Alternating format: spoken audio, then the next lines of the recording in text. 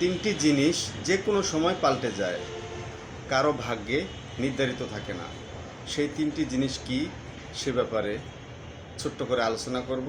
ভিডিওটি সবাই একটু দেখবেন এবং ভালো লাগলে শেয়ার করে দিবেন। সেই তিনটি জিনিসের মধ্যে সর্বপ্রথম যেটি, সেটি হলো সময়। সময় কেউ আটকে রাখতে পারে না।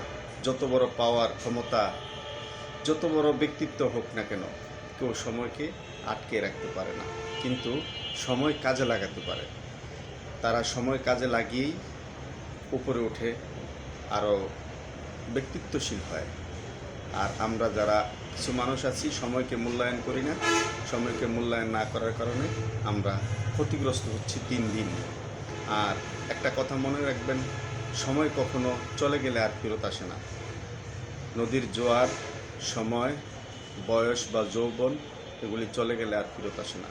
এগুলি মানুষকে সবসময় শিক্ষা দিয়ে যায় যে সময় এক সময় বলে যায়, আমি তোমারই ছিলাম, কিন্তু তুমি ঠিকমতো আমাকে কাজে লাগাতে পারোনি, তাই এখন আমি তোমার না। দ্বিতীয়টি হলো ভাগ্য। ভাগ্য কাকে কোন সময় একসাথে অর্থাৎ দিবে, সেটা একমাত্র রব্বুল আলামিন জানেন। কারণ তকদির আর ভাগ্য একই জিনিস। তকদিরে কার কি আছে কেউ বলতে পারে না, কেউ সেটা জানেও না। একটু পরে আমি মরে যাব, সেটা আমি জানি না। আমার তকদিরে যদি মৃত্যু লেখা থাকে, একটু পরে আমি মরে যেতে পারি। এমনও হতে পারে একটু পরে আমি আল্লাহ সকালবেলার ফকির, বিকালবেলার বাদশা, বা বিকালবেলার ফকির, সকালবেলার বাদশা আল্লাহ বানিয়ে দিতে পারেন। এটা তকদির। এটা কেউ লিখতে পারে না, পরিবর্তন করতে পারে না। তবে হ্যাঁ, এটার জন্য আপনি কঠোর পরিশ্রম এবং কঠোর অধ্যবসায় এবং ধৈর্যের সাথে করলে তাহলে আপনি সফলতা লাভ করতে পারেন। এটা আল্লাহ আপনাকে পরিবর্তন করে দিতে পারে। 3 নম্বর হলো ক্ষমতা। ক্ষমতা এমন একটা জিনিস, যখন আপনার কাছে থাকে তখন আপনার কথা বলবে, যখন আপনার কাছে থাকবে না তখন আপনার কথা বলবে না। সে এমন একটা জিনিস যেটা হাতে আছে কথা বলবে, হাতে নেই কথা বলবে না। তো এই তিনটি জিনিস আমাদেরকে সবসময় শিক্ষা দিয়ে যায়।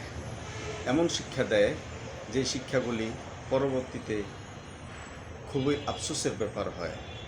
খুবই আফসোস লাগে যে একদিন আমার ছিল ক্ষমতা, এখন আমার নেই। আমি কত অসহায়, কারণ আমাকে সেই মূল্যায়নটা মানুষ করছে না। এই জন্য যখন ক্ষমতা হাতে থাকে তখন ক্ষমতাকে সৎ ব্যবহার করে, ক্ষমতার ভালো ব্যবহার মানুষকে দিয়ে মানুষের সাথে সুসম্পর্ক করতে হয়। তখন সময়ে ক্ষমতা না থাকলেও অন্ততপক্ষে মানুষটার আপনাকে সম্মান করবে, মূল্যায়ন করবে। এটা আল্লাহর তরফ থেকে নির্ধারিত। আর ভাগ্য, এটাও আপনাকে যখন আল্লাহ যা দিবেন সেটাকে সেই রকম মূল্যায়ন করতে হবে।